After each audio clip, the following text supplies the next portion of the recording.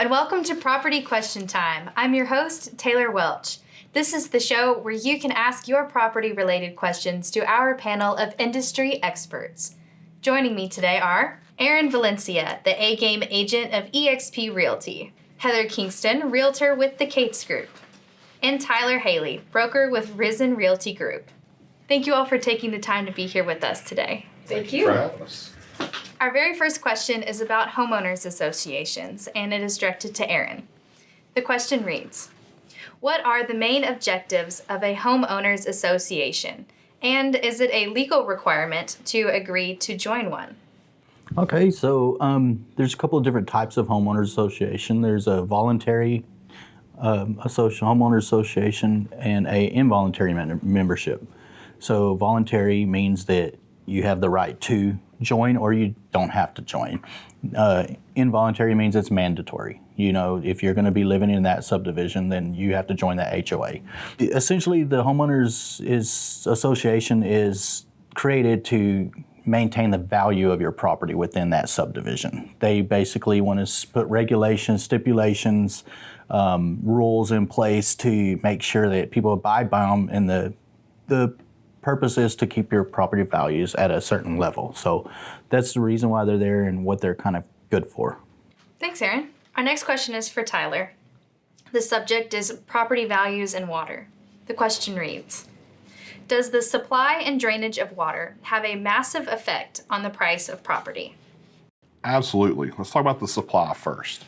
So if you have a property, whether it be a ranch or your 2 acres, if you're drilling for water, for a water well, and can't find water, it's just the surface. Like, all you're buying is the surface. You can't do much with it. You can't water crops, you can't water your animals. On drainage, again, yes, if it's in a floodplain, I mean, some lenders won't even loan on it, being in a floodplain. If there's, you're the bottom house on a big neighborhood and all the water's running towards you, it makes a huge difference in value. You don't want to be the bottom house to get flooded. Thank you, Tyler. Our next question is about foundations for Heather. The question reads, what is the difference between slab, pier, and beam foundations? Well, a slab is a concrete structure that the house is built on. And there's different types of slab too. There's engineered slabs that are post-tension, where they have cables running through it that are tightened up after the slab is poured, and then they close off those holes on the edges. And that holds everything tight, because we have expansive soils in Texas. Houses tend to shift. They kind of ebb and flow. The ground surface flows. It usually moves about 0.6 of an inch per year in the rainy season or the dry season. And that can wreak havoc on your home if the slab is not engineered. Older homes in the 1970s, those homes were not engineered nearly like what they are today. And then they also have piered slabs, which have piers that go down into the ground, concrete piers that go down underneath the slab. And it depends. If there's a lot of fill dirt used, the engineers are going to want a piered slab underneath the home. Because typically fill dirt tends to settle a little bit, and so that protects the home. A pier and beam are piers that should be concrete, and then beams underneath your home. So the beams that go across should be big, huge, wooden chunks of wood that are, essentially like this big. They should be a specified amount of space in between each one to, give the house structure. And then the piers go down into the dirt, and those should also be concrete, not wood, because wood tends to compress and rot and degrade. And so again, you see a lot of movement with those homes, and chances are the pier and beam are old and rotten. So yeah, it's a big, huge part of houses in Texas is foundations. I would say that just on that topic, all foundations, all homes in this area are probably going to have some sort of movement, you've seen the little bitty hairline cracks in your house. Not every time you see that is bad. It's just some of the natural movement. But there are professionals to go in and tell you if it has a structural problem with the home, and that's what we've got to be careful of when we're buying the homes here. And there's some different things to look at but there are professional people that can do those types of inspections. Thank you both. The following questions are open for discussion amongst the panel, our first being about home warranty services. The question reads, What is a home warranty service, and do they offer enough benefits to be worth investing in? those are a hot topic. People either love home warranties or they hate them. A home warranty it's actually a residential service contract. It's not technically a warranty. It is a residential service contract offered by a third party that basically says, hey, we're going to cover your house for these things, and here are our limits of coverage. So, I typically, if I have a buyer buying a house with a well and a septic and we don't really know, how those are, I say, let's get the well and the septic added on. So if you have any issues, if the well pump goes out, you're going to be covered. With home warranties, my biggest thing is just reading the fine print, reading what is covered, reading what is not covered. They have a lot of add-ons that you can add because they really limit what they cover. And the other thing that you might want to talk about is when you do have a claim with a home warranty, you have to call them first. You cannot call your preferred vendor. If you have trouble with electricity, you can't call your electrician to have it covered by them. You have to go through their vendors. And so that's one of the biggest limitations, because a lot of times those companies are a little bit sketchy. Yeah, like what she said, that you got to make sure you read the fine print. What's the claim process? You don't want to do step 2 before you do step 1. Personally, I've bought a few houses for my personal use, and I've always bought them just for an extra layer of security and just for myself to feel a little bit more secure in what I invested in.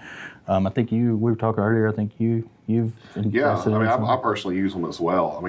They're, let's say, $600 without all the add-ons, and that's just rough. Everybody's different. $600 to replace an HVAC and air conditioning system is super cheap compared to $7,500 that it would cost if you didn't have a warranty. Some companies won't replace them, some will fix them. I've had personal experience with my clients who've purchased them. Few of my clients have actually used the home warranties, and they've been happy with what they've got from them. So yeah. I think it depends on the home warranty, and it's very important you do your research and make sure you know what you're purchasing, so that's just the main thing. It goes with everything, make sure you're vetting your contractors. Yeah, I get a postcard in the mail annually from my home warranty saying, we just saved Jason and Yolanda $1,300 on their plumbing bill, So it is nice because you pay a small deductible, $80 or something, generally right around there, and then they will pick up the rest of the bill. So, and typically that's paid for by the seller. So if you ask for that on the contract, that is a seller's closing cost. So I had a client who was an engineer, so they are very particular. He bought an older house, had a pool. He had every add-on you can imagine in that. It wound up costing him $4,000 for his home warranty. First thing, the pool messed up. That was a $10,000 pump that he didn't have to pay for. He just had to pay his deposit out of it. He used his a ton. And also I want to mention, home warranties are not to cover stuff you find in your inspection. The inspection is done. If you know all that's there before you buy the home warranty company is not going to want to cover that. Those are considered pre-existing. Yep. Thank you all for your responses on this. The next question is, how long can a seller take to respond to an offer? Yeah, I was going to say here, there is no legal rule. They can wait indefinitely. I tell my clients, there's 3 options you can do. You can not respond, you can respond, or you can counter. You can accept, not respond, accept, or counter offer. Those are the 3 options they have. So not responding is just part of it. If that means that they're not even wanting to look at the offer. And at that point, you would get your agent to reach out to the other agent and say, hey, what's going on with this? And that's where the communication goes there. So that would be my 2 cents. So best business practice is to respond in a timely manner. Mm-hmm. You've got buyers desperate to know what the seller is thinking. And so if you're on the listing side, you really need to be presenting that offer and then making a decision, whether it's to wait, hey, we've got, 10 more showings stacked up. We're going to give them a chance to see it. So please give us a little bit of time. Keeping those people and your communication open is going to make the whole deal go more smoothly anyway. So it's best to just always confirm that you received the offer and that you appreciate the offer, and hey, we're going to get back to you within this amount of time. Right. Personally, I try to do 24 hours. Either we're responding back to an offer in 24 hours, or if the seller's not responding to my buyer, I'm on the phone. Hey, what's happening with this contract? Same with you. Like that's the way I am. I'll just, if I get an offer on it, I'll reach out. Thanks for the offer. We're going to be looking at it at this date. Or hey, it was good. We're talking about a counter. It's good communication. That's why it's good to have. I think we said it another time is the local market. We all know each other. We trust each other. We know what we're getting with each other. So it's good to have the local knowledge of your agent. I think in this situation too, when you start talking about offers. Yep, good relationships with other agents is huge when you have a rural market like ours. Mm-hmm. Thank you all for your answers and response on this. Don't go anywhere. We'll be right back after the break to answer more of your property-related questions. When you're looking to buy or sell a property, you want to know that your realtor is truly on your side. Risen Realty is a company who pride themselves on providing a high-quality service driven by professional integrity. We provide a personalized experience to help every client reach their real estate goals and do it with a spirit of excellence. Visit Risen Realty Group to find out more or call 817-565-9791 to find your partner for everything real estate. What's up, everybody? Aaron Valencia here, the A-Game agent, and I love helping my clients achieve their goals. Welcome to Aledo. This is my favorite place. This is where I live, work, and play. I'm very servant-minded, and through that, I created the Community Commitment Initiative where I give back a portion of my commission back to nonprofits within the Aledo community. If you have been thinking about buying or selling real estate, give me a call at 432-349-2884. I always bring my A-game. Hi, I'm Heather Kingston. Showing land on these ranches that we have out here in Parker County is one of my most favorite things to do. Come on, let's go take a ride. When choosing a buyer's agent, you have to have someone who has geographical competence and a vast knowledge of the area that you were choosing to purchase in. As a listing agent, my focus is to net the most for my sellers with the least amount of risk. That's such an important part of my job. And with a background of photography and videography, I bring everything to the table that we need to market your property to the best of our abilities. Welcome back to Property Question Time with me, Taylor Welch. I'm joined today by Aaron Valencia, the A-Game agent of eXp Realty, Heather Kingston, realtor with the Cates Group, and Tyler Haley, broker with Risen Realty Group. I'd like to start with a question that the subject is mobile homes. It's for Aaron. The question reads, if a mobile home has been built on a property which isn't wanted by the incoming purchaser, does it complicate the sale? Definitely will complicate it, but that's where the negotiations on the front end come into play. The main ways it would complicate is if there's a lender involved. Mobile homes are really hard to get lending for. Not hard, but there's some difficulties getting lending for mobile homes. So if that mobile home is on the property, then it is part of the property. So lending would have some issues with it. We would have to overcome some roadblocks there. Also, pricing, if the individual wanting to purchase the land is wanting to pay X amount of dollars for it, but they're going to have to pay to remove that mobile home. They're going to have to factor that into their offer price. So it does make some complications. It's nothing we can't get through, but obviously there's some different complications involved in it. Also, if it's not tied down to federal standards, then the lender's going to put no value on it.